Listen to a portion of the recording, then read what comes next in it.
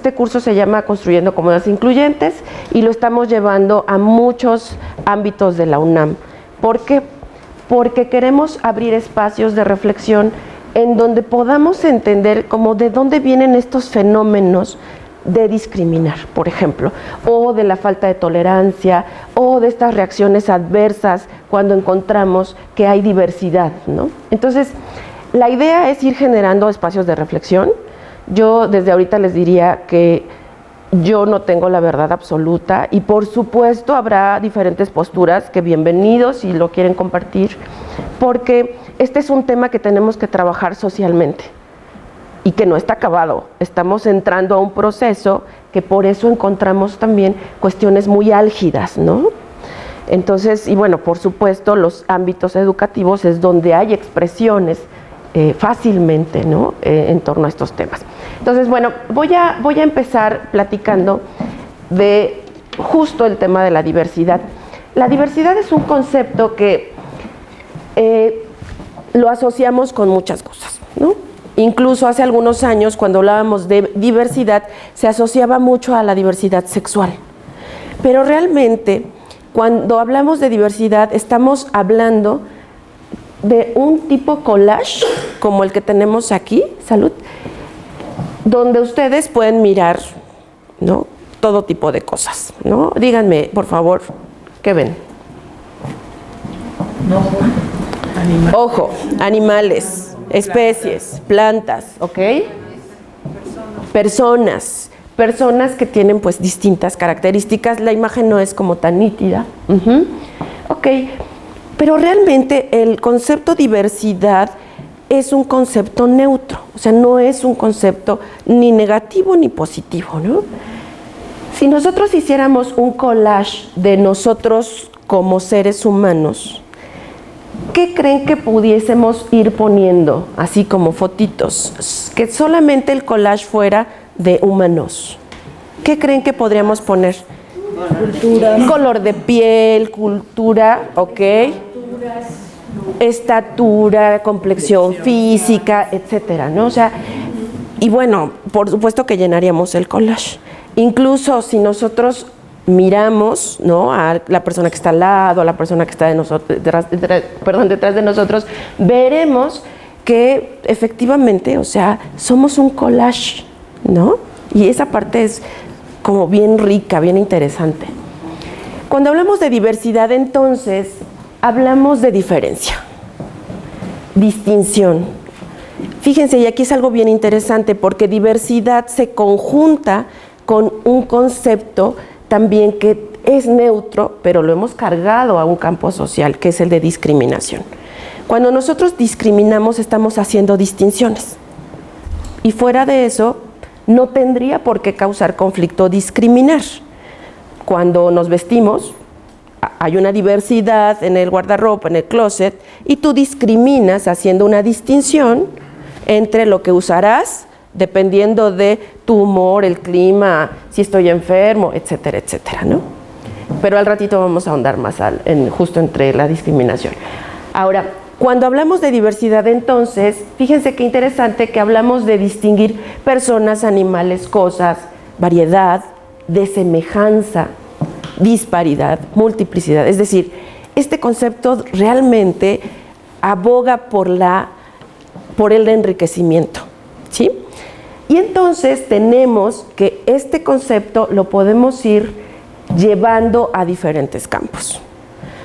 Aquí tienen discapacidad, diversidad sexual, cultural, género, social. Imaginemos que estos están dentro de la diversidad y que cada uno de ellos son diferentes canastas o cajitas, ¿no? Entonces, yo arriba tengo auditiva, gay, inca, hombre maya, mujer, vestimenta, intelectual, lesbiana, creencias religiosas, mental, psicosocial. ¿Dónde acomodaría estas palabras en estas canastas? Por ejemplo, en el caso de discapacidad, ¿qué acomodo ahí?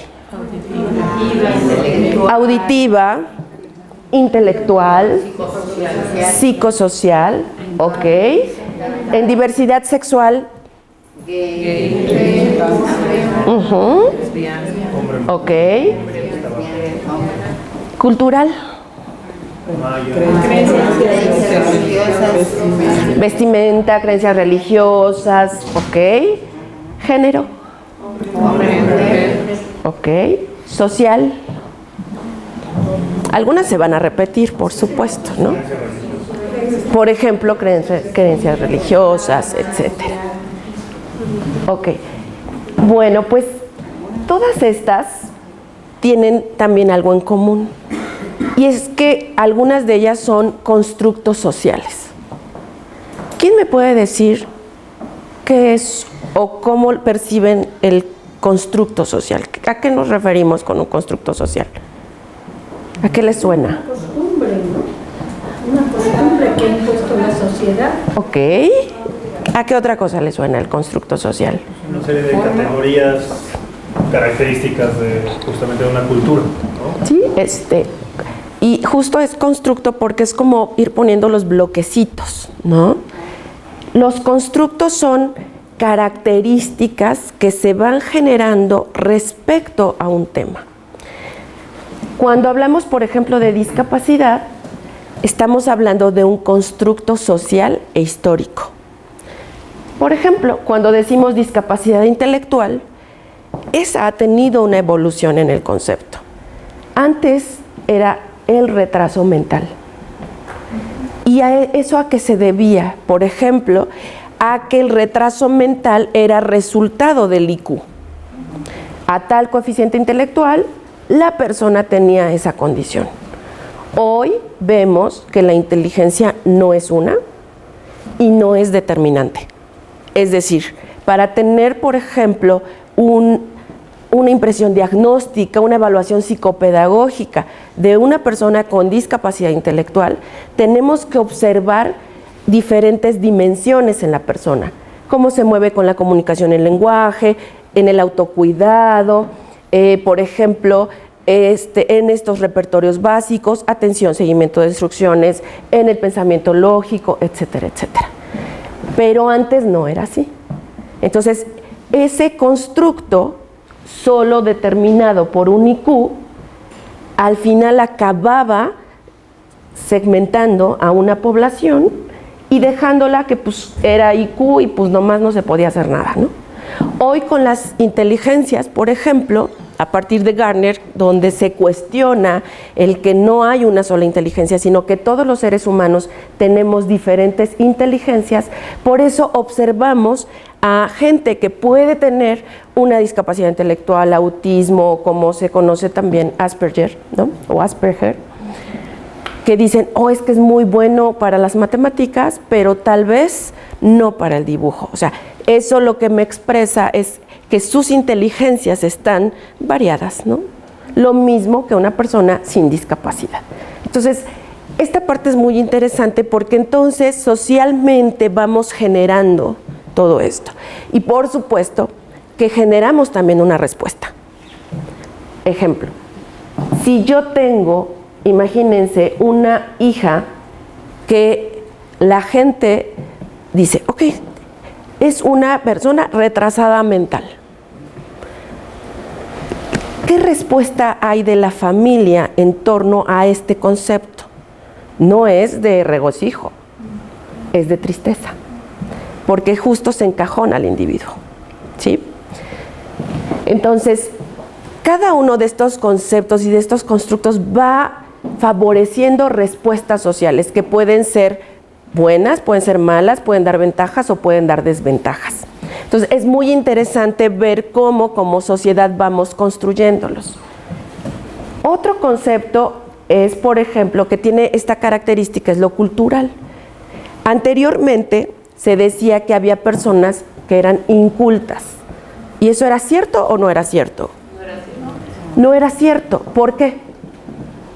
Pues porque la cultura es algo que tiene que ver con el grupo social, con toda la serie de códigos que son, de los cuales no te puedes zafar.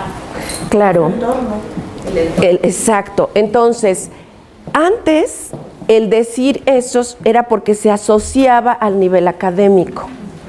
Hoy sabemos que no. Todos tenemos cultura. Todos. independientemente de la edad, donde vivamos, qué nivel académico tenemos, etcétera, etcétera. Entonces, por eso es que lo cultural responde también a un constructo. Y otro, por ejemplo, es el género. Cuando nace un hombre o nace una mujer, hay un constructo en torno a qué debe de hacer un hombre y qué debe de hacer una mujer. Por eso es que hoy vemos que está puesta en la mesa estas discusiones de género y que esto lo que da es dar una respuesta en torno a que hay una diversidad sexual que no necesariamente está ligada con estos constructos. Por ejemplo, el decir una mujer, cuando nace, de repente empezamos con la ropita, ¿no? La ropita rosa, cómo se va a llamar, qué es lo que va a hacer, la voy a llevar al ballet. O sea, esto es imaginarios sociales que nosotros traemos en nuestra mente. Y que ahí vamos haciendo también esa construcción de la persona, incluso la identidad. Cuando resulta que la persona elija otra situación, entonces eso nos confronta. ¿Por qué? Porque dentro de mi chip yo tengo otra idea que ha sido parte de mi cultura, de mis costumbres, de mis creencias religiosas, etcétera, etcétera. Miren, un ejemplo muy claro es en el caso de la discapacidad. Por ejemplo, la palabra especial. La palabra especial es más asociada al eufemismo, o sea, es decir, nombro para decirlo suavecito, que no se sienta feo, como el cieguito, el especial. Tú eres una madre especial porque Dios escoge a las mejores guerreras. Eso es un constructo. La realidad es que yo soy una madre, soy una mujer, y hay momentos donde me puedo frustrar, llorar, querer salir corriendo, etcétera, etcétera.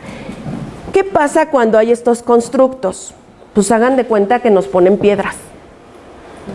Porque, por ejemplo, si yo regaño a mi hija, hay quien me voltea, ay, pero ¿por qué tratas así si Dios te mandó ese angelito? Es este constructo que me pone esa piedra y me impide. O al revés, yo les digo a los hermanos, no, que no levante el plato. Mi niña que sea feliz. Y esa niña come con la mano, pudiéndolo hacer, claro, ¿no? De otra manera. O no se baña cuando no quiere.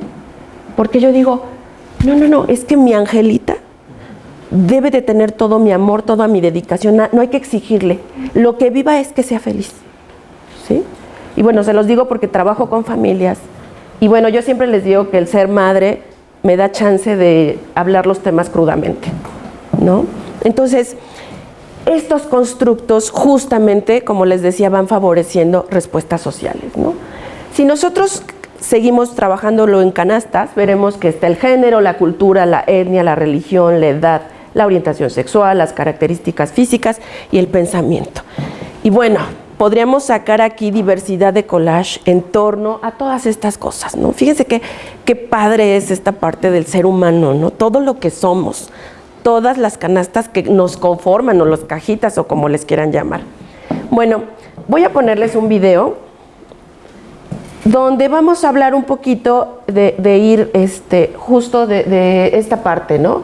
De los constructos y además de cómo... Ay, gracias. No, está bien, gracias.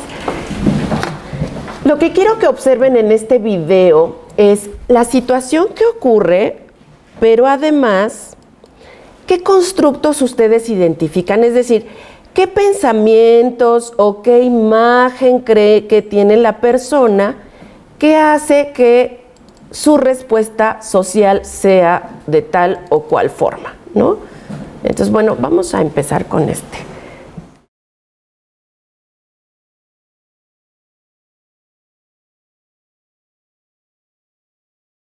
A ver, coméntenme ustedes, ¿qué ideas, qué constructos, qué percepción observan en el video que incida en las reacciones sociales que existen en torno a Valentina? Maestra. Ser mujer. Ser mujer. Quedó así muy grabado acá. Ser mujer, indígena y pobre. Claro. Exacto. De acuerdo a la Encuesta Nacional de Discriminación, las mujeres siguen siendo muy discriminadas desde la apariencia física, por ejemplo. Pero hay una discriminación que es la discriminación intersectorial. Esto yo me lo imagino siempre como que estamos, hagan de cuenta que en el escalón 7, y entonces está una mujer en el escalón 7, pero esa mujer es indígena y baja un escalón. Además es pobre, baja otro escalón, y además tiene discapacidad, otro escalón. Y así, ¿eh? Entonces, eso por supuesto que hace que los retos sean muchísimo mayores. Y también, claro que influye pues, en la movilidad social, hay muchos factores que, imagínense, ella pues se aventó a hacerlo, ¿no? Pero hay mucha gente que no lo hace, ¿no? ¿Qué otras ideas? Por ejemplo, observen desde la percepción de los niños. Este cortometraje fue un cortometraje que ganó hace 2 años un premio, premio nacional, pero además, vamos, es real. Por eso es que van dándose cuenta que los actores no son los mejores actores, ¿no? Pero es real y bueno, Valentina es justo la protagonista, quien vive todas estas situaciones. Sí, maestro. Por ejemplo, esta discriminación, le podemos decir de Estado, ¿no? Porque el profesor, que forma parte de una comunidad rural o una escuela, ¿no? Lo que nos van a entender, pues no permite a la chica entrar por su vestimenta, ¿no? Sí. También hay una cuestión ahí de Estado. Y esto es súper interesante.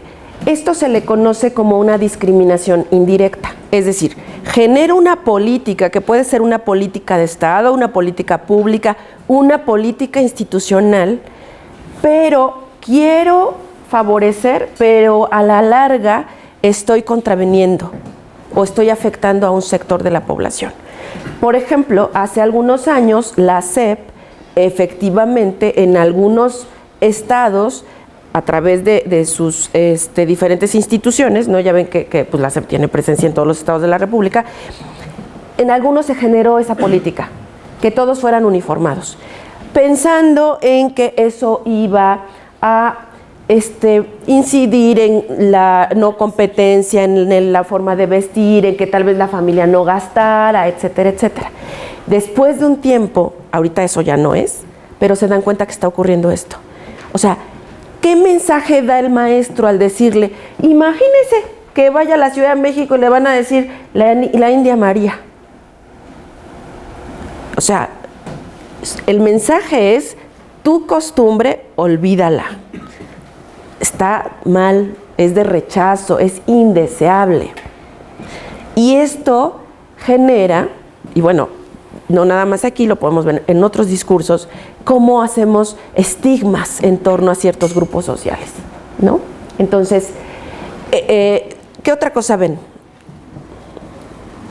Pues cuando comentan, ¿no? La mujer es para tener hijos y los hombres para estudiar. Claro. Y eso justifica que como respuesta social ella tenga agresión.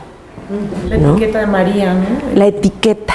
Y bueno, esta parte, a mí la verdad es que me encanta analizarla, porque ¿quién de ustedes recuerda o de dónde cree que sale justo la palabra India María? Pues del programa. Claro. O sea, muchos, bueno, al menos yo les puedo decir que pues yo sí veía siempre en domingo, se veía eso en mi casa. Velasco, que era la India María. Y curioso porque era un programa que realmente tenía unos niveles de audiencia tremendos. Y quien no lo vio, no lo conoció, bueno, el locutor, el presentador, que imagínense que ahí se presentó Luis Miguel, iba José José, o sea, era como el programa que todo el mundo veíamos, ¿no? Bueno, hasta mi abuelita me llevó a ir a siempre en domingo y me tocó estar formada desde las 5 de la mañana, pero era como que mi abuelita era para ella lo máximo, era como ir a ver a Chabelo, o sea, ¿no? De verdad. Y entonces él estaba presentando y diciendo y todo, porque además duraba muchas horas el programa, y de repente salía alguien barriendo, vestido justamente como Valentina. Y entonces él empezaba, ¿y ahora? ¿Y usted? ay, mi güerito, mi patroncito, pues es que estoy aquí limpiando. Y entonces empezaba el diálogo. ¿Qué veías en ese diálogo? Pues la supremacía, la sumisión, el papel de la mujer. O sea, claro, eso no lo piensas cuando estás viendo un programa, y mucho menos si eres niña, joven, qué sé yo, ¿no? Pero te va dando un mensaje poderosísimo, que es justamente formar tus creencias, los estereotipos, los prejuicios y los estigmas. Si ustedes se fijan, en muchos programas, los sketch, los mismos programas, como distribuyen a la protagonista, a quien hace tal o cual papel, refuerzan esto, ¿no? Y bueno, ahora con internet, los youtubers, los influencers, etcétera, etcétera, o sea, le entran a este campo, donde estamos generando creencias, ¿no? Entonces, las fuentes de transmisión que tenemos son tan poderosas que van incidiendo en esto y no nos damos cuenta, pero además tampoco las cuestionamos. O sea, mucha gente decimos, ay, ve con la María, o la María vende cosas, sin pensar que no son Marías. Por eso ella empieza así, por eso el video dice, yo no me llamo María, me llamo Valentina, porque todo el mundo nos dirigimos a ellas como Marías. O sea, fíjense qué poderoso el mensaje desde este medio de comunicación y cómo permeó en la cultura. Incluso todavía habrá mucha gente que no sabe que no son Marías. O sea, eso no es una comunidad indígena, ¿no? Entonces, y bueno, no se diga la reproducción. Ella dice, suben el video y hay 80,000 vistas. Otra vez vamos hacia esta fuente de transmisión. O sea, el te paso, te comparto, o sea, es también como hacer, uno, es algo que estoy aceptando que ocurra, y por supuesto puedo ser cómplice en este pensamiento y en esta reacción. Oh, sí, qué divertido, oh, sí, que no sé, oh, ¿no? Entonces, es como este hecho que va en cadena, y que hoy por hoy no podemos negar que convivimos con él todo el tiempo. O sea, aunque uno diga, no, yo no veo nada de YouTube, convivimos porque tenemos alumnos, tenemos familias, socialmente se van imponiendo modas, se van sacando cosas, o sea, conceptos, ¿sí? Por ejemplo, seguro han escuchado el PAC. ¿Cuánta gente ha escuchado el PAC? Y bueno, la primera vez que yo dije, ¿qué es eso del PAC, no? Y bueno, la prueba de amor para muchos de los chicos es, mándame tu pack, ¿no? Entonces, eso es algo que dentro de la... Bueno, ¿alguien sabe lo que es el pack o no? Se los digo, ¿no? O sea, el pack es justo, muestro alguna parte íntima y se la mando, ¿no? Entonces, pues, por eso es la prueba de amor para ahora, para algunos, ¿no? Eso quiere decir que realmente me amas. Uh-huh. Eso, por supuesto, que genera creencias. Entonces, es muy interesante porque vamos viendo cómo las creencias van conformándose de todo lo que nos va rodeando.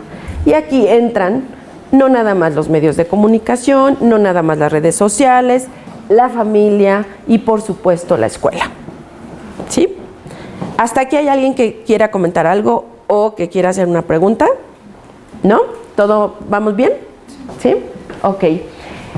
Entonces, viendo esto, podemos decir, esto de las fuentes de transmisión, ¿no? Identificadas justo como estas instituciones socializadoras, donde hacemos relaciones, vamos armando nuestros propios criterios, etcétera, etcétera. Y esto lo que da son los valores. Es decir, para mí es más importante que, y de acuerdo a, por ejemplo, pensemos en los jóvenes, si es mi forma de vestir, mi forma de hablar, porque eso para mí es lo más importante, ¿no? Y esto hace que discrimine dependiendo de estos valores que yo tenga. Si para mí es fashion tal o cual cosa, el hecho de que no uses esa ropa quiere decir que pues tú no eres de mi club. Incluso las mismas tribus urbanas que se van haciendo Claro que tienen estos fundamentos también. O sea, hay una fuente de transmisión, hay unos valores y a partir de ahí una conducta donde la persona va discriminando en torno a lo que considera más importante, lo que considera mejor, su bienestar. O sea, todos los seres humanos entramos en este rollo, ¿no? Y esto, por supuesto, que nos va dejando a la persona que ocupa o que tiene esta creencia, este prejuicio, este estigma, lo deja sin parámetros de comparación. Algo que les digo a los jóvenes, ¿no? Cuando trabajamos estos talleres es, a ver, imagínense por un momento que llegan con el novio y el novio está muy tatuado, ¿no? Entonces alguien levanta la mano y dice, ay, eso a mí me pasó. Bueno, mi mamá me quiso abrir la puerta. Me dijo, ni entres. Y analizamos, ¿cuál es la fuente de transmisión? Bueno, hay una época donde la persona con tatuaje se vincula con delincuencia, drogas, etcétera, etcétera, etcétera. Crimen, mal. Entonces, a partir de ahí, es mi pensamiento. Una persona que tiene tatuajes, luego entonces le entra a este grupo. Eso me hace a que yo deje el sin parámetro de comparación. O sea, ni lo conozco, no. ¿Para qué? Ni quiero hablar con él, no lo quiero mirar. Vete, ¿no? En esta generación ellos están teniendo otra información. ¿Quiénes usan tatuajes? Bueno, Brad Pitt, bueno, pues no sé, vean los Óscares, vean ustedes, los deportistas. Yo recuerdo que antes, por ejemplo, en el base o en el americano, pues no veías gente con cabello largo, por ejemplo, estaban como muy uniformaditos, ¿no? Pero hoy no, hoy eso ha cambiado. Entonces, ¿qué pasa? Que la fuente de transmisión está cambiando con nuestras generaciones y para ellos eso no tiene importancia. Puedes dejarte el cabello, o sea, así lo usa fulanito, así lo usa menganito y son aprobados socialmente. Entonces, ¿qué ocurre? Que para ellos no hay bronca. Entonces, eso confronta con lo que nosotros tenemos en nuestra mente. Por eso es que hay un replanteamiento, ¿no? Desde la formación docente, la institución educativa, socialmente tenemos que reflexionar en torno a, estamos viviendo un cambio y también cuestionar nuestras propias creencias. O sea, ¿realmente tener una condición te determina a ser un criminal? ¿Realmente tener, vivir, vestir te determina a? Que estas son como las interrogantes que podríamos trabajarlas justo dentro de nuestras propias instituciones. Porque bueno, todo mundo vemos, sí que hay fenómenos de discriminación hacia ciertos grupos, ¿no? Y bueno, si nosotros lo decimos en torno a la discapacidad, esta queda igual, ¿no? ¿Cuál es la fuente de transmisión? Si a mí desde la familia me dicen que mi hija es una bendición o que mi hija es un castigo, ahí empiezo a generar valores, ¿no?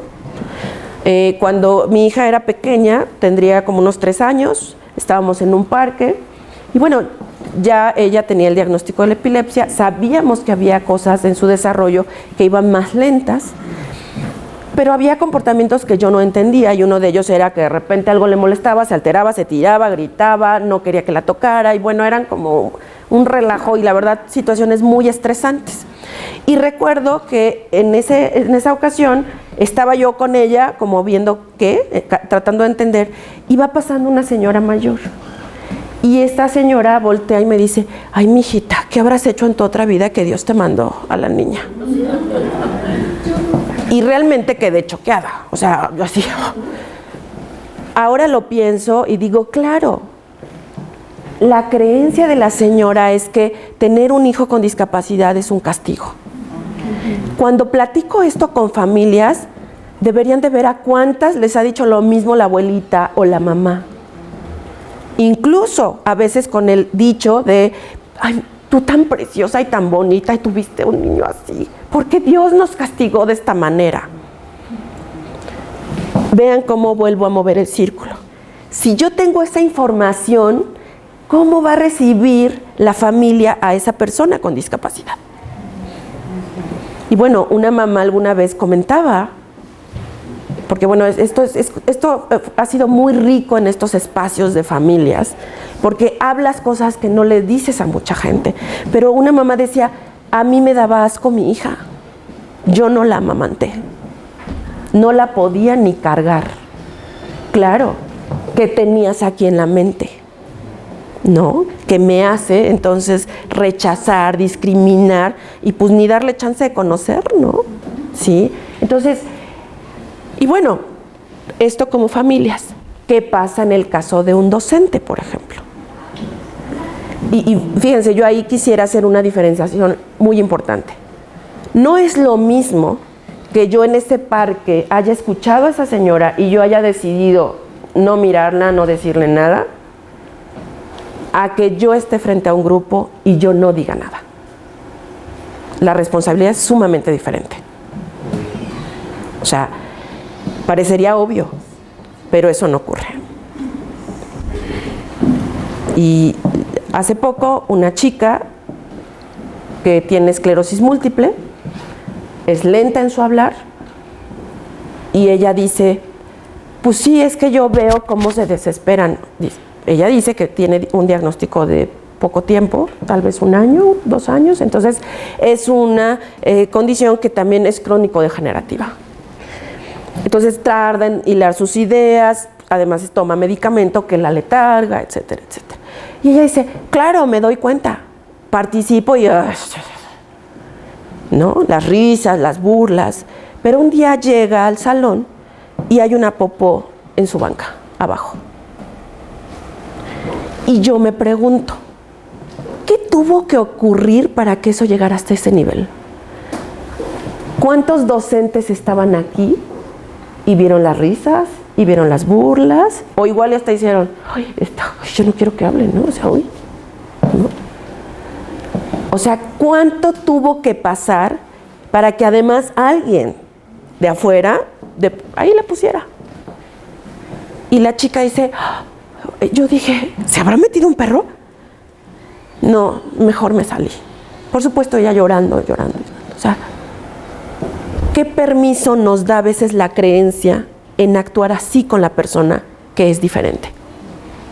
O sea, ¿qué creemos? Que porque ella habla lento, porque ella no responde a mis valores, a lo que yo creo que debe de ser la gente, a mi estereotipo, porque pues aquí justo me vuelvo a regresar a esto, y eso lo justifico. Ay, pues ¿que no te das cuenta? Hace tiempo, en talleres para docentes, me dice un maestro, es que llegó una familia muy enojada, porque ya les dijo, bueno, que porque están tan enojados, ¿qué pasa? ¿No? La mamá, el papá, y bueno, ya sabrán, ¿no? Pues, ¿por qué puso usted a esa niña con síndrome de Down en la escolta y luego de abanderada y no a mi hija? Dijo, ¿pero por qué? ¿Qué no la ve? Y bueno, aquí la pregunta es, ¿dónde está escrito que en la escolta debe de haber alguien con condición, cuestiones físicas, etc.? Pero ¿qué pasa? Nuestros estereotipos que generamos en estos ámbitos educativos han respondido a eso. El más. ¿El más qué? El más obediente, ¿de acuerdo a qué? El más sumiso. Y bueno, justo esta me encanta. Este es de Fratto, un pedagogo italiano que hace caricatura y critica justo por medio de sus caricaturas, ¿no? Y esta está traducida de italiano, la pasan a español en España, y bueno, verán algunos adjetivos que no son comunes aquí. Luis es demasiado vivaracho, Ana es desordenada, Pedro es abúlico, que si ven el dibujo es así como indiferente, Alex es disminuido, Carlos tiene carácter, Luisa es demasiado tímida, Claudia es maleducada, solo Javier es normal. Y esta es la maestra. ¿Qué encuentran de parecido entre Javier y la maestra? Ay, ¿no te quieres pasar acá? Son idénticos. O sea, ¿qué percepción tengo yo para decir que alguien es buenísimo.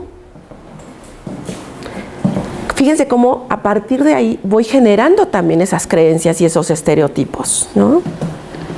Y bueno, quienes hemos estado en la educación tantos años, hemos convivido todo el tiempo con la clasificación, la categorización. Y a veces no sabemos por qué, simplemente lo reproducimos. Desde las filas, los grupos, el A, el B, sí, pues es que es del B de los burros, ¿no? Por ejemplo. El A de los excelentes. ¿Quién está en el cuadro de honor? ¿Quiénes son los mejores? Entonces, este mismo discurso, por supuesto que lo vemos en la familia. No, es que mi hija es como su madre. Todo tiene 10. Buenísima. Pero del otro no hablo. Ay, no, es que ese seguro salió al padre.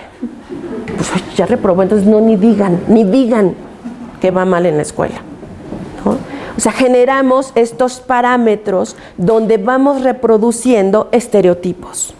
Y entonces lo que vemos es que no nos gustan los chavos que preguntan o los niños que preguntan mucho porque, ay, es que este ya me tiene harta, ¿no? Hay estudios que hablan de que en la escuela es donde principalmente se mata el interés del niño por aprender. Incluso muchas mamás decimos, no, ay, es que esta habla por los codos, ya cállate, dale su Maruchan, o ponte el iPad. O sea, y eso en la familia, claro que sucede en la escuela, por supuesto, hasta entre ellos. Allá, y también entre ellos se dicen, ya pásale la Maruchan. El otro día me decía una maestra, yo les reparto, todos los días yo llevo con mi bolsa de estas paletas gordas, ¿cómo se llaman? Tootsie Pop, ¿verdad? Ajá. Y yo empezando la clase, ahí les van sus paletas. Claro, estrategia, no hablen. Claro, es una estrategia de control, por supuesto. Y bueno, yo también llegué a hacer unas bastante buenas en secundaria, pues si tengo que revisar cuadernos, si tengo 50 minutos, entonces una que usábamos muchos era, copien, al 10 para la hora, paso por filas a firmar. Entonces, y todos, yo ya paso, firmo, es que maestra me faltó, lo siento, apúrese.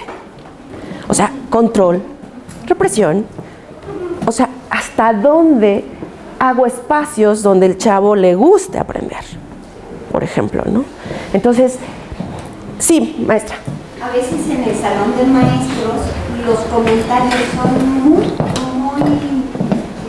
ponzoñosos, digamos, en contra de algunos alumnos. Y a lo mejor yo no conozco a algún alumno, pero ya le antecede la fama y cuando lo conozca ya en una sociedad. Claro. Ya lo tengo catalogado, ¿no? Porque estamos acostumbrados a etiquetar. ¿Y a dónde te toca dar clase hoy? Voy contra el 206. ¿No? ¿Sí? O yo recuerdo que nuestra palabra clave cuando empezábamos el ciclo era, oye, ¿y qué grupo te tocó? Tengo a la herencia maldita. Porque además decías, no, como fulanito fue su profesor, pues ya me dejó la herencia maldita. Mal acostumbrados, ¿no? Y bueno, es como entonces vamos nosotros construyendo todo esto en torno a un cierto tema. Y bueno, la verdad es que la escuela da para tanto y nosotros como docentes, ¿qué hacemos? Reproducir. O sea, hay muchas cosas que no han cambiado en torno a la enseñanza. ¿Por qué? Porque nos favorece también para tener un control y tener chavos que yo considero que son buenos estudiantes, ¿no? Por ejemplo, o sea, observemos las clases, pero hay también mensajes, ¿no? Por ejemplo, familias que reclaman si la maestra no deja mucha tarea. ¿Por qué? Pues porque yo en mi chip tengo que un buen maestro los trae en friega, no los deja tener como tarde ocio, ¿no? Un buen maestro es muy exigente. Los chicos, por ejemplo, en la universidad, a veces los escuchan, ¿no? ¿A quién vas a escoger? pues voy a ir con ese. Dicen que es bien desgraciado y que reprueba mucho, pero dicen que es buenísimo. O sea, es muy bueno, no importa que me humille, que todo el tiempo me sobaje, etcétera, etcétera, ¿no? Porque es bueno, eso vale la pena. Y fíjense, si vamos hacia atrás, ¿por qué la letra con sangre entra? ¿No? Entonces, a veces incluso asociamos a alguien que acomoda las bancas diferente, hace actividades, etcétera. No, es que nada más se oyen puras risas, seguro es un barco. Y bueno, yo como coordinadora conocí profesores maravillosos que traen otras dinámicas, pero ¿qué creen? Que no duraban. ¿Por qué? Es que hace mucho ruido. Si no controla, no sirve, Claudia, despídelo. ¿Por qué? Porque la escuela debe de ser un espacio donde no se oiga nada, como si estuviera solita. Y claro que hay escuelas así, por supuesto. Y una familia incluso va a visita y dice, ¡oh! Pero parece que no hay nadie, ¡wow! Es de las mejores escuelas. O sea, construimos. Entonces, ¿qué hacemos? Justo replicar estos espacios donde no hay movimiento, donde el chico permanece sentado tantas horas. Y fíjense cómo confronta ahora lo que estamos viviendo. Se hizo una investigación sobre un youtuber chileno y incluso él se fue a vivir ya a Estados Unidos, es buenísimo, tiene millones y millones de visitas y dijeron, bueno, ¿por qué este hombre es tan tremendo? Es jovencito, ¿no? Resulta que él hace cambios cada 10 segundos en el mensaje que da, ¿no? Entonces, y vean a los youtubers, ¿eh? A veces tenemos que, aunque no nos gusten, tenemos que ver para saber qué están haciendo, porque son tan buenos, ¿no? Para jalar gente. Imagínense un aula donde yo llego, me siento, abran su libro, página 27, resuelvan. O sea, si los chavos están tan enganchados con estas formas de aprender, porque al final son formas de aprender y estilos de enseñanza, claro que yo la llevo de perder. Porque él va a buscar la forma de zafarse y decir, ay, esto está aburrido, entonces, ¿cómo le hago? ¿No? ¿Qué ocurre en este tema en particular? Que nos pone en jaque y en la mirada a la enseñanza.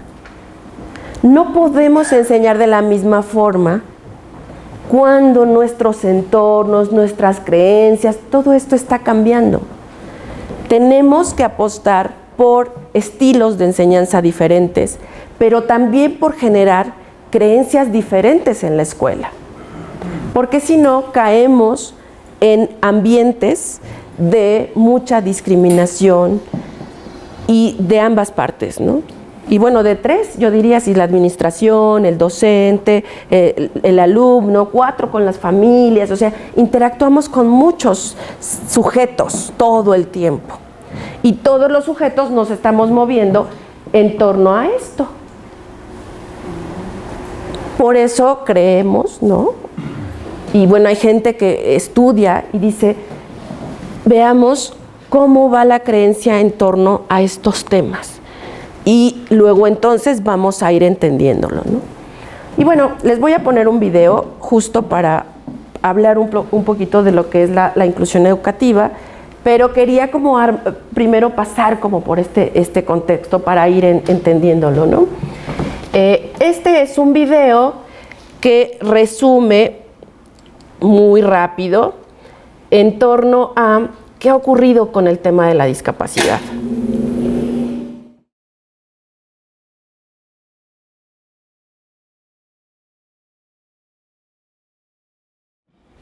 Ok, ¿qué les pareció el video? Así como en minutitos nos da como una explicación, ¿no? Muy contundente de por qué hoy estamos hablando de inclusión. Y además pues nos va clarificando el cómo ha ido evolucionando este concepto. Entonces, fíjense cómo si nosotros ponemos estos dos movimientos, por ejemplo, en el tema de la discriminación racial, con el de discapacidad, los ponen porque se fijan que viene a lo mismo, o sea, creencias, estereotipos, y de acuerdo a eso generamos respuestas sociales, ¿no? Surge este movimiento de personas con discapacidad y algo que rompe completamente es el concepto. Y dice, la discapacidad es un concepto que evoluciona. Vieron ya ustedes cómo históricamente se ha pasado de este pensamiento de el castigo divino, la persona enferma, etcétera, etcétera, a la persona como sujeto, como un ser social, ¿no? Resulta, la discapacidad es lo que ellos ponen entre las personas que sí tienen limitaciones y las barreras que hay en el entorno. Estas barreras como una actitud estructural, legal, etcétera, etcétera, ¿no? Que impiden que las personas que tienen esta condición tengan las mismas oportunidades y el mismo desarrollo, ¿no? México firma la Declaración de Salamanca en 1995, de ahí adopta este modelo de la escuela es para todos y todas. Sin embargo, lo que no se hace es ir generando las condiciones. ¿Por qué? Porque dice, ahora vamos a tomar este modelo, pero de repente el empezar a decir, abre la puerta para las personas con discapacidad, empieza a generar más conflictos. ¿Por qué? Porque nuestro sistema educativo está cimentado en las creencias que veíamos anteriormente. O sea, una escuela hecha ¿para quién? ¿No? Entonces, aquí es donde empezamos a tener, pues, estos enfrentamientos con nuestras propias creencias, ¿no? Tan es así que pues, cuando hay, y se hace todavía en algunas escuelas, ¿no? Ciertas actividades, competencias, etcétera, hay solicitudes que se hacen en corto entre el maestro con la familia para que no lleven a sus hijos con discapacidad, ¿no? ¿Por qué? Pues porque es un tache. Puede hacer que esta persona vea que no estamos tan bien, ¿no? Viendo justo como, ¿qué hace aquí? ¿No? Incluso muchas veces lo que dice el maestro cuando tiene un alumno con discapacidad refleja la creencia que tiene alrededor de esta, muchas veces, ¿no? Vista como una carga, y obviamente pues vienen ahí barreras combinadas pues con la misma actitud, ¿no? Y bueno, claro que este no es un tema sencillo, es un tema que da para que nuestro sistema educativo entonces empiece a generar diferentes condiciones. Y bueno, a partir de ahí es como se ha hablado de ajustes curriculares, de inclusión educativa, que si estamos todavía en integración y no en inclusión, en fin, ¿no? Han surgido como muchos conceptos, ¿no? Sin embargo, algo que es que debemos de nosotros tener como objetivo es primero identificar las barreras que tenemos como instituciones. Y no nada más como institución, sino también como docente o como familia, ¿no? ¿Qué actitud tengo hacia la discapacidad? ¿Bajo qué creencia? O sea, si yo considero que esa persona no va a hacer nada, no va a aprender nada. Alguna vez una mamá me decía, después de que el doctor me dijo tantas cosas, yo le dije, ¿y qué? ¿Entonces lo tiro a la basura? Porque pues aquí el pronóstico era que si ni iba a hacer nada, iba a estar, señora, ahí nada más postrado, ¿no? Entonces, ¿qué pasa? Que tenemos justo que identificar en nuestra comunidad qué actitudes tenemos hacia la discapacidad y qué provoca esas actitudes, ¿no? Hubo un trabajo que presenté en un congreso en España y me dio muchísimo gusto porque me dijeron que era un trabajo que no se había presentado en esa temática. Y era un anecdotario sobre lo que ocurría en el aula cuando yo trabajaba con los chicos con discapacidad, específicamente con autismo. Y algo que relataba ahí, y de veras me encanta como compartirlo, es que Por alguna razón llegamos más tarde, ya había empezado la clase. Como íbamos de parte de la asociación, pues las asociaciones muchas veces se mueven, ya saben ustedes, con pocos recursos o con cuotas de recuperación. Nosotros trabajamos en Aragón, que también es una zona que tiene, colinda con algunas zonas que también son de niveles socioeconómicos bajos. Entonces, no había cuota para las personas que iban a la escuela y sus acompañantes. Entonces, lo que hacíamos es que una vez se iba con 3 chavos, ¿no? Y así nos íbamos repartiendo. Y entonces llegamos al aula y yo les pregunto a los niños, ¿no? ¿Qué están haciendo? ¿No? Y entonces los niños, era primer año, y entonces uno de los niños se acerca y dice, estamos haciendo un dibujo de un cuento. ¡Ay! ¿De qué trata tu cuento? Y entonces estábamos con los niños, Balam, David, Paola, ellos, como les digo, con autismo, y entonces un niño dice, es que trata de que no sé si era un gato, un perro, algo así, del libro de primer año, que va en bicicleta. Y entonces va en la bicicleta y entonces se va encontrando al pato. Y entonces uno de los niños lo escucha y les dice, ¡ay, vamos a dibujárselos! Ellos veían que trabajaba yo mucho dibujos con los niños. Cuando íbamos al receso, o esto, era el dibujo mucho, ¿no? Y entonces dice una, vamos a dibujárselo. Y entonces uno de los niños se acerca, era una mesa redonda, como de estas tipo que hay en primeros grados, ¿no? De chiquitos. Y entonces empieza, y entonces iba en su bicicleta, y pone la bicicleta, y entonces luego se enfrentó y un pato ahí, y le dijo, ¿no? Y entonces se acerca otro niño, yo dibujo al perro, y yo dibujo al ganso.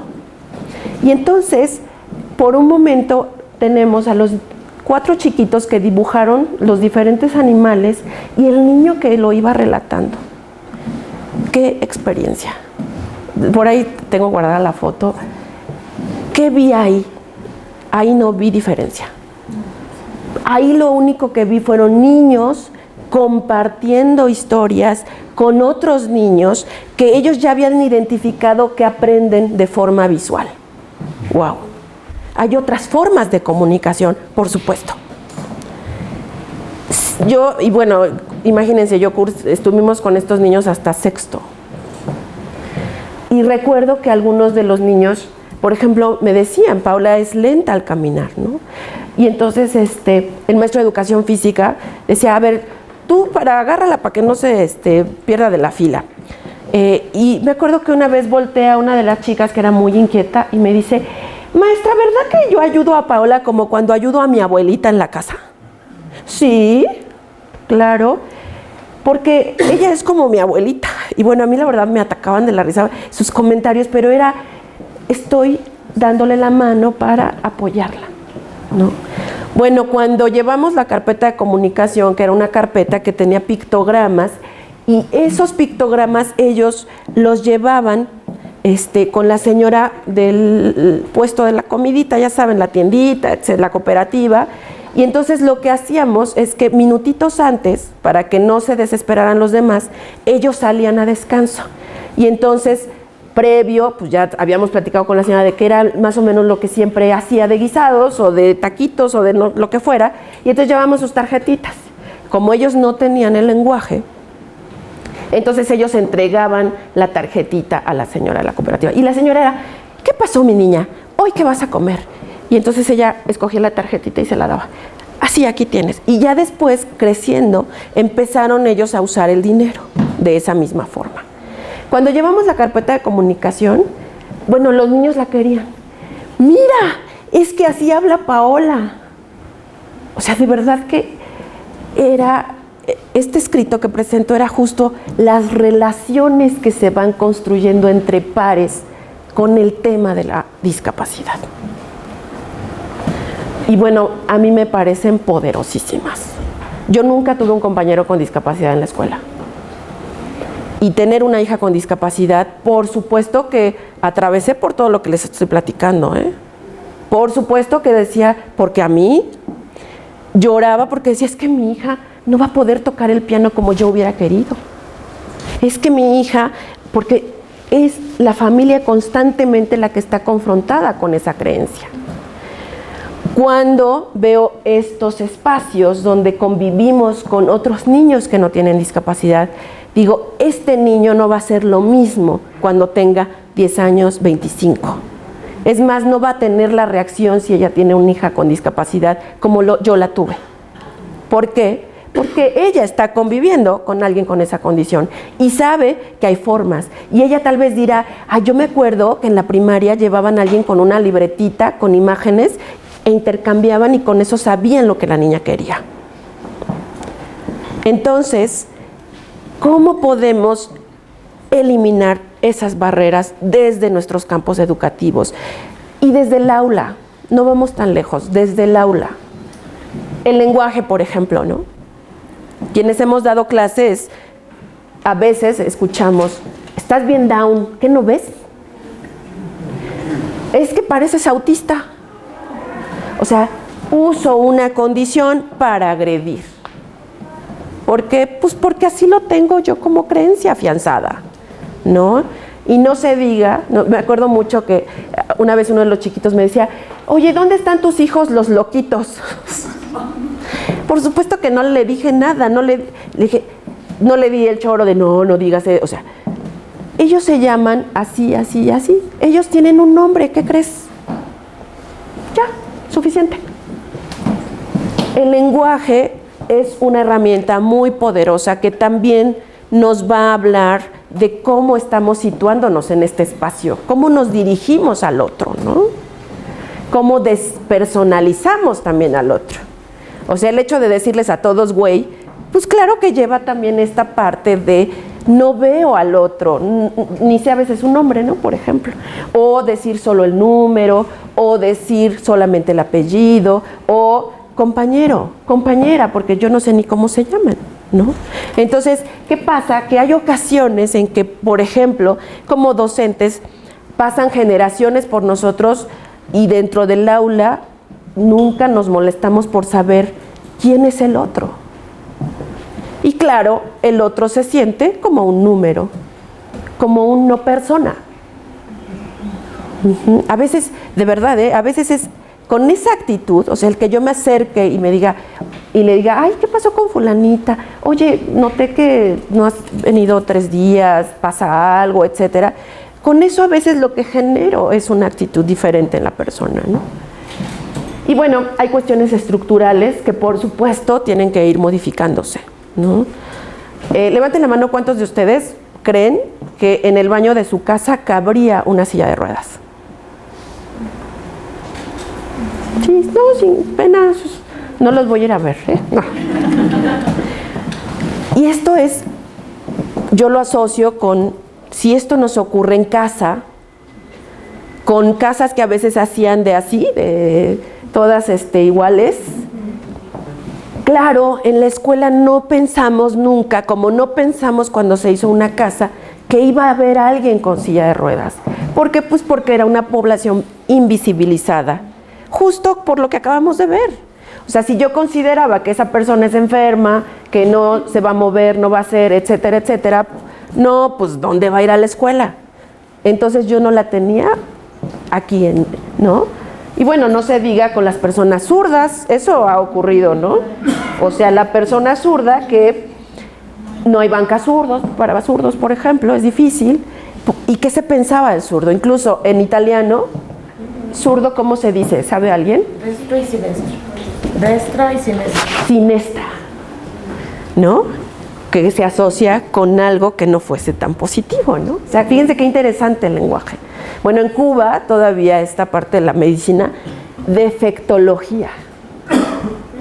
El estudio de los defectos. ¿Qué tal, ¿Qué tal? O sea, fíjense cómo ahí entramos entre el lenguaje, entre estructura, etcétera. Entonces, con esto lo que les quiero decir es que, claro que no tenemos en el mapa considerar a personas con discapacidad porque nuestro mundo no fue pensado para ello. Y entonces estamos en este trance donde vemos, ¿y ahora cómo le hago? ¿Y me exigen esto? ¿Cómo vamos trabajándolo? Por supuesto en las legales. hace algunos años participamos en un mecanismo de diferentes organizaciones de sociedad civil y vimos propuestas al Senado en torno a 2 artículos, el de educación y el del trabajo. Y fue súper interesante porque cuando analizamos el trabajo, vimos, esto fue antes de 2011, que no había palabra discapacidad en la Ley Federal de Trabajo, solo era incapacidad. Entonces, un empleador no podía contratar a alguien con discapacidad porque bajo la Ley Federal de Trabajo la palabra era incapacidad. Entonces, es una contradicción. ¿Cómo voy a contratar a alguien incapaz bajo la ley? Y bueno, en 2011 esto se modifica y ahora sí hay el término. Fíjense cómo está invisibilizada la palabra, ¿no? Y bueno, por supuesto, en esta parte de la información. O sea, la información que yo doy, cómo la doy, en qué formatos la doy. O sea, hoy, por ejemplo, esta ley que está obligando a las televisoras a los subtítulos, tiene que ver con esto. O sea, cómo haces accesible tu información. Los comerciales, subtítulos, incluso si ustedes ven en YouTube, ya pueden ponerle subtítulos, pueden poner, si quieren audio, o sea, hay cosas, incluso este audio con descripción, que lo tiene, por ejemplo, en Netflix, lo he visto, va escuchando y dice, y en este momento va abriendo la puerta fulanito. ¿Por qué? Porque es para personas con discapacidad visual, ¿no? Y bueno, hay unos conceptos que trae la convención que México firma en 2006 y ratifica en 2008, que son súper importantes, ¿no? Uno, son los ajustes razonables. O sea, yo no tengo un elevador, pero sí tengo personas con discapacidad motriz. ¿Qué hago? Bueno, pongo planta baja. Un ajuste razonable es que hagas ajustes no onerosos, o sea, que sean proporcionales, ¿no? Cuando hablamos de proporcionalidad es justo el que pues, no voy a poner elevadores cuando estos son carísimos, pero sí puedo tal vez hacer un movimiento que me permita dar clases en planta baja, por ejemplo, ¿no? Un ajuste razonable es la misma rampa, eso es un ajuste, pero bien hechas, no como toboganes. O sea, ya hay una norma federal que dice qué medidas deben de ser las rampas, incluso el baño, si voy a hacer algunos ajustes, cómo modifico para que la persona pueda acceder, ¿no? Entonces, desde esta modificación es, ¿qué puedo ajustar? Y bueno, en esto de los ajustes es algo súper interesante. Anteriormente la SEP lo llamó adaptaciones curriculares, pero cuando hablamos nosotros de enseñanza, ahí es cómo ajusto mi estilo de enseñanza, mi didáctica, lo que yo hago, ¿no? Para que entonces esta didáctica pues, pueda llegarle también a otras personas que yo tengo con alguna discapacidad. Y bueno, aquí me gustaría darles un ejemplo. Se hizo hace poco un estudio en el Colegio de Geografía sobre un atlas de derechos de personas con discapacidad, pero ellos hicieron el atlas sonoro para que se puedan, ellos puedan entrar e identificar también lo mismo que vemos nosotros. Pero además dijeron, híjole, ¿cómo vamos a hablar de lo que pasa en México con este sector de la población? ¿Cómo se imagina la persona con discapacidad visual el territorio mexicano? Y esa es una gran pregunta, ¿no? Entonces, y bueno, lo que ellos hicieron es México a través del cuerpo. Y entonces se juntó un grupo de maestros geógrafos, por ahí le hablaron a alguien que daba taller de danza y todo, dijeron, oye, ¿cómo le podemos hacer? A ver, una persona con discapacidad visual, ¿cómo aprende, no? Y bueno, ellos hicieron esto, que para escucharlo les voy a pedir que unos segunditos cierren sus ojos, ¿sí? Y tantito, dejen el teléfono y concentrémonos tantito. El mapa mental de nuestro país puede compararse con nuestro cuerpo. Lo primero que debemos imaginar es que México es 3 veces más ancho que alto. Esto significa que si extiendo mis brazos en toda su extensión, la distancia extrema entre mis dedos es igual al tamaño aproximado de mi persona de la punta de la cabeza hasta la planta de los pies. Debo, de esta forma, imaginar que México, comparado con mi cuerpo, es 3 veces más ancho que alto. Si imagino que estoy acostada en el suelo, boca arriba, la forma general de México sería parecida a extender el brazo derecho, dejar el izquierdo pegado, extender hacia la izquierda la pierna izquierda y no mover la derecha. Imagino hacia México como algo que llamaremos mapa alargado, desde mi pierna izquierda a mi mano derecha. Entonces, comparando a mi cuerpo con un mapa, ¿dónde se localizarían los principales lugares de México? Imaginemos que tienes un tórax muy ancho y piernas más delgadas. Del hombro derecho al codo lo ocuparía la entidad de Baja California y continuaría Baja California Sur del codo a la mano derecha. Estos 2 estados conforman la península de Baja California, que es un verdadero brazo despegado en el mapa de México. Entre este brazo, despegado ligeramente, y el tórax, se encuentra el Golfo de California, también llamado Mar de Cortés. Por un momento pensemos que la cabeza no nos importa, olvidémosla e imaginemos que la línea que va de un hombro a otro es la frontera norte con Estados Unidos. Aquí localizamos las entidades de Sonora, Chihuahua, Coahuila, Nuevo León y Tamaulipas, de derecha a izquierda. En la línea del hombro izquierdo hasta el codo encontraríamos Tamaulipas.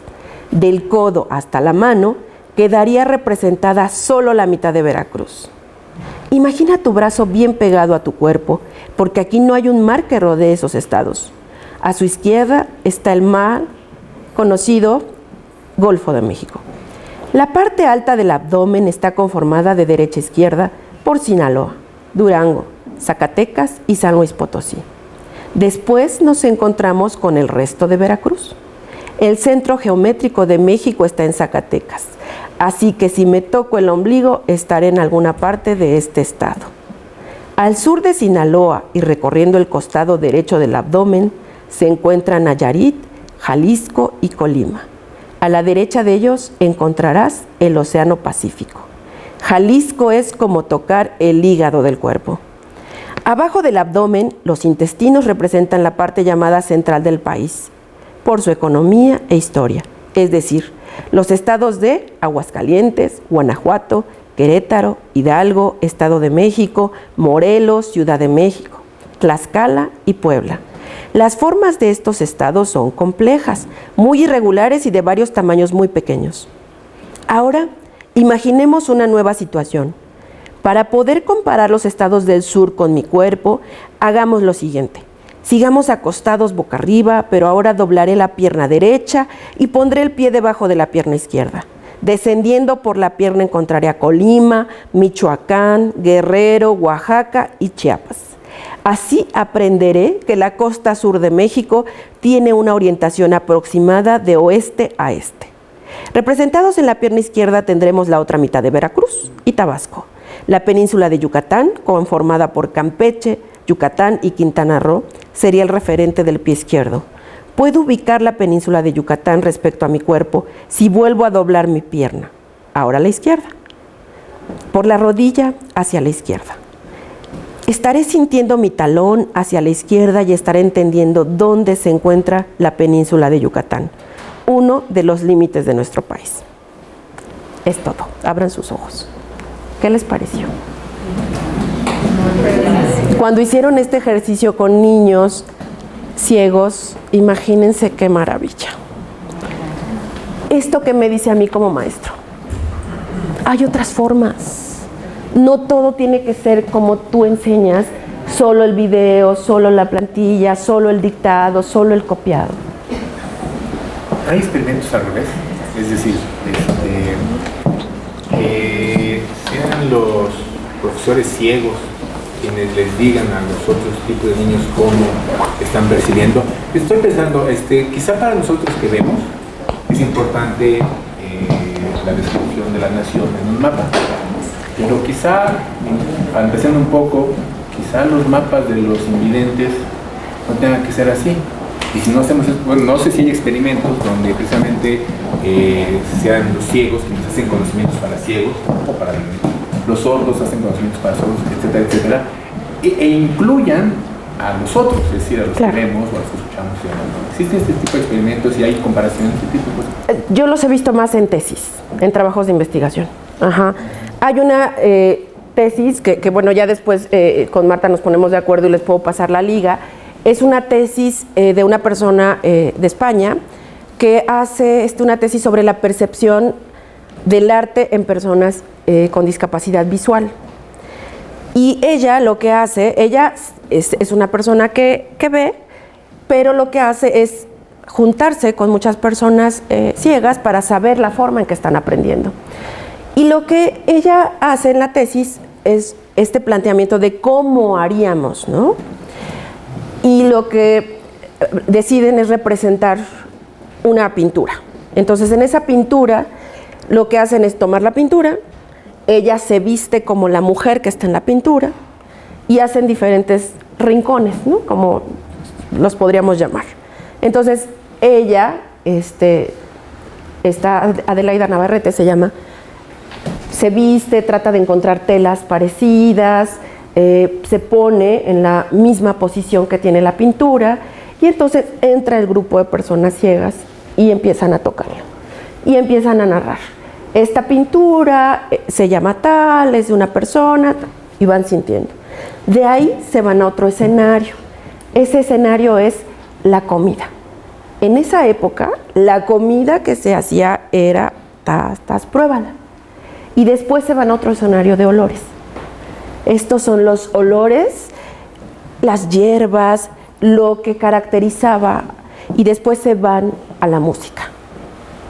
Bueno, cuando ella nos presenta un taller, dije, yo hubiera sido historiadora si hubiera tenido una maestra así. No necesito ser una persona ciega para disfrutar todo lo que hay atrás de una pintura. O sea, imagínense que los maestros, por ejemplo, si damos historia, Primera Guerra Mundial, que no es el hit, hiciéramos equipos donde dices, tú vas a traer la música de esa época, a ver qué se escuchaba, qué vestía la gente, qué veía, qué escuchaba en la radio, y eso hiciera un espacio en torno a los chavos exponer, yo encontré esto. O sea, ¿ustedes creen que no se engancharían?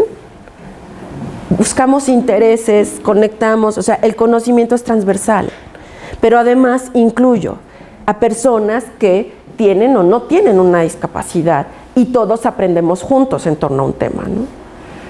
Sí, maestra.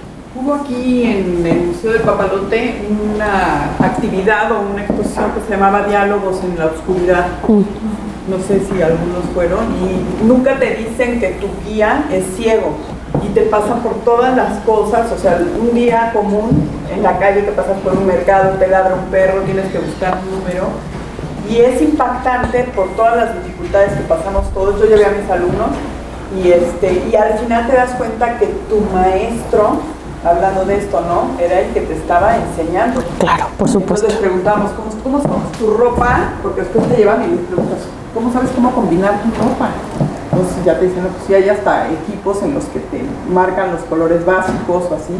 Pero pues sí, también ellos tienen formas de percibir el conocimiento de otra manera y enriquece mucho. Entonces, por supuesto, cuando hay inclusión, es un compartir de conocimiento. Claro, porque es esta parte de pregúntale. Yo evito siempre decir, trata a una persona A, B, C, o sea, mejor pregúntale. O sea, es una persona ciega, bueno, ¿qué prefieres? ¿Darme la mano o me tomas del hombro? Que yo te vaya diciendo, o sea, pues porque él es el experto, él es el que vive la discapacidad y él me puede decir, entonces, ¿cómo le hacemos? O sea, al docente no lo tengo que hacer un experto en discapacidad, eso es una mentira. O sea, un docente, cuando tenemos un alumno con discapacidad, es justo la pregunta, ¿cómo le hacemos para que acceda a los mismos contenidos? Ok, puedo hacer variaciones, que justo ahí yo voy hacia el ajuste que voy a hacer. Claro, voy a hacer un ajuste. El examen no se lo voy a hacer igual a alguien que no puede mover la mano derecha ni izquierda o que no tiene manos, porque entonces pues yo caigo en absurdos, que hay muchos absurdos, O sea, hay maestros que copian y no se dan cuenta que el chavo está escribiendo con la boca porque no tiene manos y el maestro dice, pues que le copie, que se apure. Así hay absurdos, ¿no?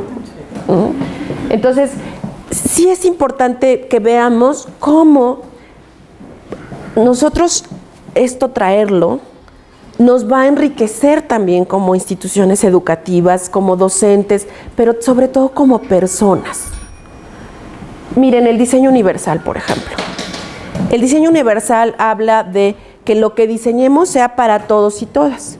Las llaves del baño, que ahora vemos que son de levantar, muchas de ellas como estos, así, nada más, o apachurrar, ¿a quién creen que benefician? Una persona, por ejemplo, de talla baja, ¿no? Una persona que tiene problemas motores, que le dificulta abrir la llave como las de cruz que anteriormente había, un niño o alguien que no tenga un miembro, incluso con la boca. O sea, ¿a cuánta población? Y esto es algo que muchos autores dicen cuando hablamos de educación inclusiva.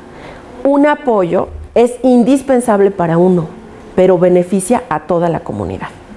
Si yo pongo un letrero de lavado de manos y los pasos, ok, sí, lo pongo para un niño con autismo, pero yo le voy a recordar hasta a las maestras que se laven las manos cuando vayan al baño, porque muchos adultos se nos olvida, y más cuando hace frío, ¿no? Entonces, fíjense cómo el apoyo va dirigido, o sea, lo hice porque tengo un chavo con autismo, pero beneficio a todos porque les recuerdo lo que hay que hacer, y que lo hagan bien, por ejemplo, ¿no? O sea, a mí me parece que hemos entrado a discursos donde justificamos el no. No, es que no estamos capacitados. No, es que no tenemos. No, es que... Pero ¿por qué no le cambiamos al discurso y le entramos al cómo sí? A ver, si mi mamá está usando ahorita silla de ruedas, no puede caminar, ni modo que le diga, ni modo madre, a ver, ¿a dónde te vas a vivir? O sea, tengo que modificar la casa inevitablemente. Hoy es esto lo que estamos viendo, ¿no? La población con discapacidad va del 10 al 15% mundial. Y además está avanzando, ¿por qué? Porque hay muchas enfermedades crónico-degenerativas que derivan en discapacidad. Pero no nada más eso. Por ejemplo, en México, los accidentes entre jóvenes tienen un porcentaje altísimo. Y de esos jóvenes, hay jóvenes que adquieren la discapacidad. Y bueno, no se diga cuando hay asociaciones, pues, con adicciones y con otras situaciones. O sea, y bueno, yo nada más lo veo de esa forma, pero también lo pienso en mí. A ver, si yo estoy educando a chavos, y bueno, también pienso en mis hijos, ¿no? O sea, si yo estoy educando a chavos que son indiferentes, que cierran la puerta y que dicen, no, pues es que no sabemos cómo. Dios mío, en 10 años, en 15, ¿qué va a pasar conmigo? O sea, nuestros chicos, nuestras generaciones serán tomadores de decisiones en un futuro que nos espera a nosotros. ¿Cerrarán la puerta porque quieren puro maestro joven? O sea, y bueno, este es un tema, ¿no? Nada más les diré que en algunas facultades hay un 30% de plantilla docente de más de 60 años. No es menor. Entonces, de verdad que es un tema que nos estamos tardando en ponerlo en la mesa, ¿no? Si nosotros, por ejemplo, pensamos en diseño universal, el cómo genera cosas para todos, podemos ir involucrando también. Y bueno, aquí rápidamente les diría de hace tiempo hicimos, hace 4 años, con la Facultad de Aragón, en Ingeniería, hicimos un proyecto que fue el cómo propondrías algo para personas con autismo. Y entonces, en esto lo que hicimos fue que una organización nos ayudó a captar los retos que enfrentan las familias de niños con autismo. Se les proyectaron el video, que era muy chiquitito. Tuvieron una plática sobre inclusión de personas con autismo, y después, como maratón, empezó el 3-2-1, corre Hackathon. Hackathon es un maratón, pero de tecnología. Y entonces los chavos tenían 30 horas para diseñar un producto que fuera útil para algún reto de los chavos con autismo. Y bueno, para ellos fue padrísimo porque acamparon en la facultad, entre las organizaciones pues nos chiquiteamos el llevar lunch, conociéndolos, el jefe de carrera puso en medio un tipo Game Boy y estas cosas, porque decía, bueno, si alguno se fastidia, pues que se vaya a jugar un rato, ¿no? Bueno, era maravilloso. Cuando fuimos, que no les quiero platicar a qué olía cuando llegamos, o sea, porque durmieron ahí, entonces fue así como de ups. Pero los chavos estaban felices, se hicieron 16 equipos. Y cuando empecé a platicar con algunos, les dije, oye, ¿qué estás haciendo? ¿Por qué lo hiciste? Y uno me dijo, pues yo tengo una amiga que trabaja en una organización y le dije, oye, déjame ir a ver con los chavos que trabajas, ¿no? O no, yo sabía que un amigo tiene un hermano con autismo y me fui. No, yo saqué una tesis. O sea, de verdad que estaban enganchados y lo único que tuvieron que hacer es buscar información. Presentaron 16 proyectos al final. Y bueno, uno de los proyectos que gana era un supermercado virtual. Uno de los retos que enfrentan las familias es al estímulo. O sea, el chico con autismo puede tener hipersensibilidad sensorial, en fin, de muchas cosas. Entonces, a veces ir al súper, una actividad que puede ser muy cotidiana para todos, a ellos los altera. El color, el sonido, las puertas, Entonces, hay chiquitos que de verdad desde la puerta ya están así de no. Hay que anticiparles mucho cuando van a estos lugares. Su proyecto era una aplicación donde tú le dabas clic y paseabas por el súper. Se abría la puerta, le pusieron sonido, el sonido de la caja, los estantes. Era maravillosa. Pero la ganancia más grande la tuvimos porque tuvimos 100 chavos que sabían de autismo y que propusieron además desde su formación cómo resolver un problema. O sea, ¿se fijan cómo esto sí es un tema de ganar? Y bueno, accesibilidad pues queda con esto que les acabo de platicar. Y justo el tema inclusión social, educativa, laboral. Hoy hay empresas que sí contratan, pero no hay personas con discapacidad. ¿Por qué? Porque muchas no van a la escuela. Hay millones de personas con discapacidad que no van a la escuela. ¿Por qué? Porque justo estamos en estas creencias de no, porque pues la escuela no es para él. Y bueno, ¿cómo? Pues hay que respetar derechos. O sea, el tema de la inclusión educativa es un tema de derechos. No es buena voluntad, no es asistencialismo, no es hacer un favor a la familia. Es un tema de derechos. Y el artículo 3º, en mayo del año pasado, se modificó justo hablando de que no se puede negar el servicio, la educación, etcétera, etcétera, por motivos de discapacidad, incluido el nivel superior. Esa fue ya modificación que se hace el año pasado en mayo y bueno, estamos sujetos también a generar, ¿no? Garantizar derechos y generar, por supuesto, una cultura inclusiva. Y bueno, yo con esto terminaría, que ya estamos en el límite, perdón.